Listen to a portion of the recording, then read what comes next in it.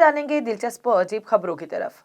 अगर आप भूतों और चुड़ैलों से नहीं डरते तो इसी बेखौफी के जरिए आप सिर्फ एक दिन में 40,000 रुपए तक कमा सकते हैं। लेकिन इसके लिए आपको चीन जाना होगा। चीन के रियल एस्टेट कंपनियां आसेब ज़दा मकानात फरोख्त करने के लिए मुआवजे पर ऐसे बेखौफ अफराद की खिदमात हासिल करती हैं जो वहां कुछ दिन अकेले गुजार कर हल्फी बयान देते हैं कि वो मकान आसेब से पाक है और कोई भी फर्द इन्हें घबराए बगैर खरीद सकता है। पाकिस्तान की तारीख में 70 साला लोहा नसीमुद्दीन ने वर्ल्ड रिकॉर्ड बना डाला।